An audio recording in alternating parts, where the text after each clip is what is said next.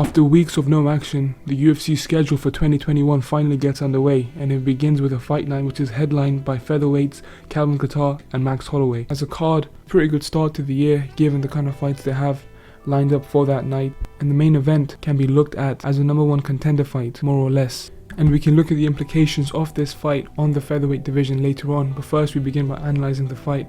Now the fight itself is a pretty fun matchup for the fans. You have two game guys in Calvin Kattar and Max Holloway, both pretty much in the prime of their fighting careers. Max, who's at age 29 right now, and Calvin Kattar coming in at 32. Two experienced fighters who are unlikely to change their game too much going forward. They kind of have their ways set in stone. Max we know as a high volume, high pressure, extremely high IQ guy. He has a bunch of experience underneath his belt. He's a championship fighter. He's one of the best fighters in the UFC. You would give him, even right now, despite the fact that he's coming off of back-to-back losses, you would give him a top 15 kind of rank. And you have Calvin Kattar, known for his very crisp boxing. I think some consider him to be maybe the best boxer, pure boxer in the UFC. He has very solid leg kicks, very good chin, and now has experience at the higher level of the featherweight division. He makes a pretty dangerous opponent for Max Holloway, and one that I think some people might be overlooking. Now, despite him having gone 5 rounds in his last fight, this being a 5-round main event heavily favors Max Holloway. Not to say that Calvin can't keep up with him, but this is Max's first non-title fight in I believe 4 years, or close to 4 years. That's the level of experience and cardio you're dealing with. And this is a giant jump up in competition for Calvin Kattar, who's actually been doing pretty well up until late. He's actually been fighting some pretty high level guys, but Max is a different beast completely. Whether it's Lamas or Anthony Pettis or Aldo, or then the second Aldo fight, Brian Ortega, or even the Dustin Poirier loss, Max has this insane snowball effect. As the fights go on, he pressures you more, he strikes more, he throws more, and not only does he throw more, he actually lands more. It's quite incredible to watch, and I personally predict him doing the same to Calvin Kattar here.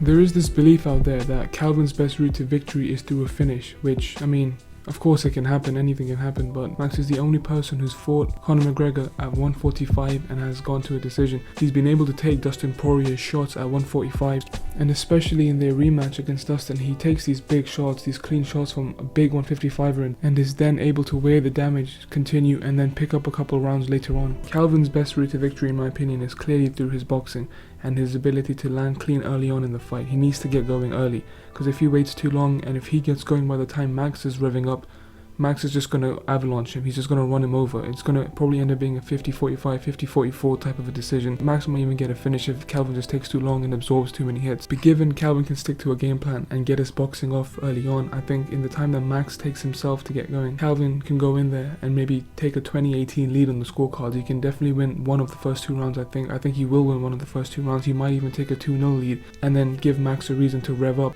He also needs to do a better job of staying composed when Max is flurrying him. He has these moments against Zabit when he kind of lets Zabit tee off a little bit and he waits too long to get going. Calvin will have to consistently sting Max, and not only with his hands, but also his leg kicks. If he can do that, especially with the reach that he has, since Calvin is the longest fighter that Max has fought so far in terms of total reach, if he is able to keep him at a distance for long enough and maybe tee off with the leg kicks and tee off with his boxing combinations, there is a chance that he could start to win more than just the initial couple rounds. Similar to Volkanovski in the first fight. Whenever Max looks to trade and looks to get in there, Volkanovski is able to make it uncomfortable for him. The issue with the leg kicks is that there was another narrative going into the second Volkanovski fight that Max, he needs to do more to make sure that he's not on the receiving end of all of this. And actually Max has always had an underrated kicking game. He shows it off against Anthony Pettis, and he's shown it off in general. And now in his last fight, he's actually shown to diversify his kicking game, and he's also checking more kicks now. So even though there is this logic that Max struggles with leg kick, he's always had this ability to wear damage extremely well, and now more than ever he's actually checking his kicks.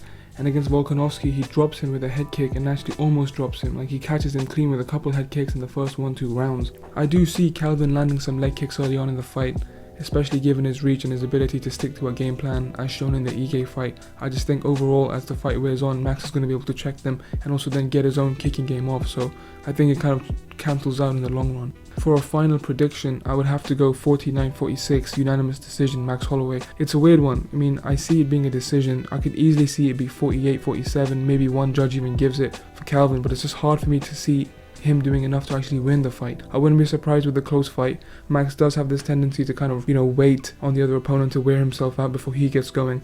And even though, you know, there is a small chance that he can get clipped early on, I just don't think Calvin has the power. I don't think anyone has the power, in fact, at 145, including a 145 Conor McGregor, to actually finish Max Holloway. I just don't see Calvin Kattar having the ability to break Max's rhythm once he gets going. And once he gets going, I think he's just going to run away with the fight. I could be wrong though. I mean, Calvin's striking is getting crisper and crisper, and he's been on this insane run recently, so you never know. We've seen with the likes of Gilbert Burns and Charles Oliveira that sometimes these kind of lower ranked contenders, they can just come through the rankings quite quickly, and Calvin might have improved his striking and cardio enough to maybe take over the fight in the championship rounds, but given Max's general experience, cardio, ability to snowball, ability to check kick, it's hard not to pick him. And I lean towards Max about 70-30 split. So that's that breakdown. I'll try my best to get some Conor versus Dustin content out within the next few days. Hopefully a couple different videos in the next week. And yeah, like, subscribe, share this video. Let me know what you thought if you like. And yeah.